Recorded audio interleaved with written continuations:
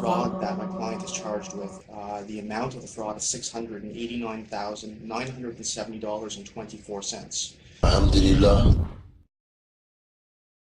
I met up with a woman, and that woman, she was Muslim, and her mom, she told me that I should look up into Islam, and it's then that I started doing my own research. So I was reading like books, and I read the Quran, and I was really surprised to find that in the Quran that they had like the same prophet that there was in the Bible.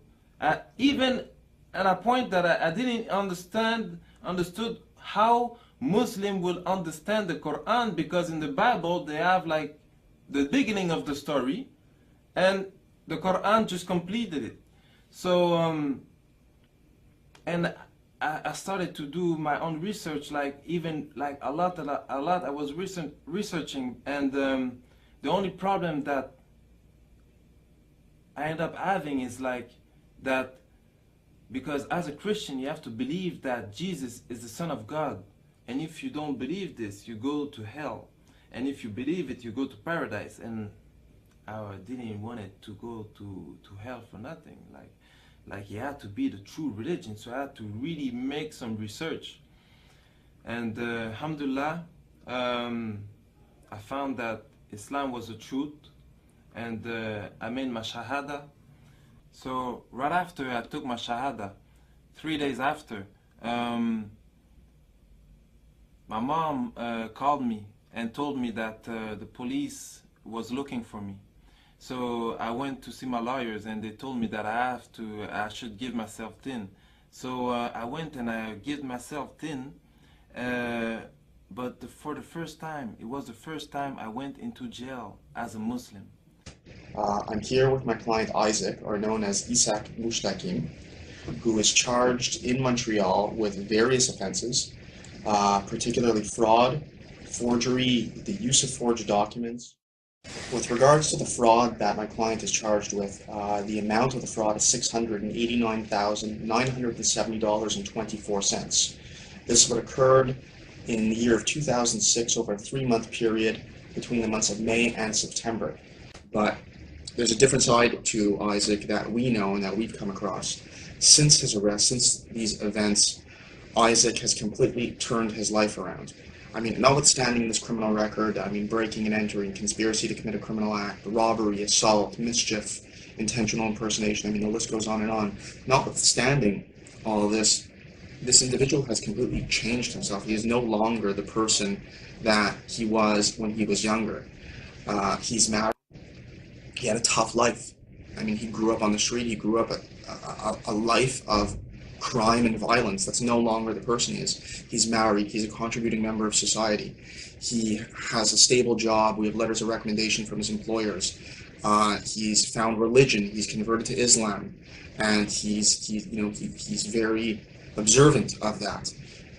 He commits himself to do charity work on a purely volunteer basis. No one has asked him to do this, and these are all signs of someone that has seen the process, seen that crime is not a life that he has chosen, and he has clearly indicated that he wants to be a contributing member of society, and that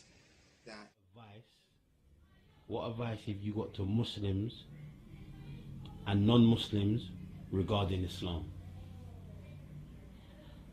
But because more that because before I never knew like Muslim people. If there was Muslim people around me, I didn't know because they never talked to me about Islam. I really think that there was no Muslim around me. But now that I'm a Muslim and I'm just like hanging out with Muslim and seeing Muslim, there's a thing that really like get me sad, you know? It's because me before I used to like a lot of I used to like a lot the tattoos, and on my head a tattoo get money. But more that I see little kids, like young kids, young Muslim, I realize that they have the same tattoo that I have, but not on their head. They have it on their heart, and they want to compromise their Islam for money, for like seriously stupidity. Like I don't, and that get me like really sad that they don't know the value of what they really have,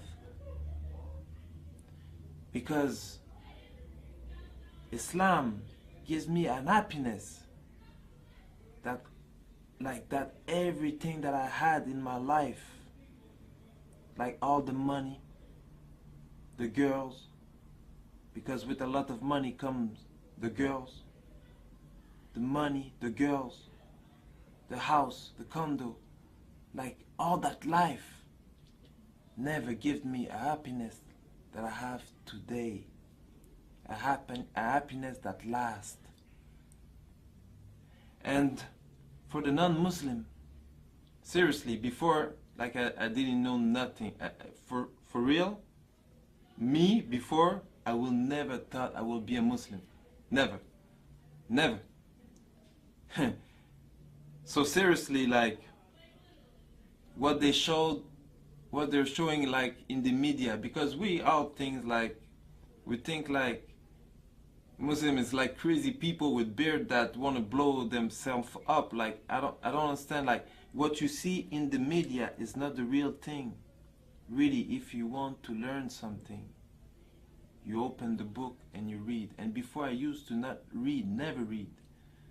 But seriously, when you read about Islam, it's the best thing that you can learn. And even if you're not interested about changing your religion or getting a religion, at least just read it for like education. Just read it so you know what they're talking about. Why so much people are turning into Islam? Why? You have to question yourself, like, because everybody has a brain. Maybe you believe there's a God or not. I believe there's a God, and a God like give us a brain, and the brain is to think. So I just ask you to think by yourself. Don't think like don't just follow what the media gives you. Like think by yourself and read. Like read the Quran. There's translation of the Quran in French, in English, in all the language. So just read, try to really learn about Islam, and don't look what the Muslims are doing, because that's a lot of people say like, but I know a Muslim. A lot of Muslims, we're human beings and we all do mistakes, and there's a lot of Muslims that like there's only one Muslim, and that was a prophet that really like can live what the religion, the Prophet ﷺ, like that really like lived what the religion was teaching. But all the Muslims, most of the Muslims, even me, I'm not a perfect Muslim. We all try to be good.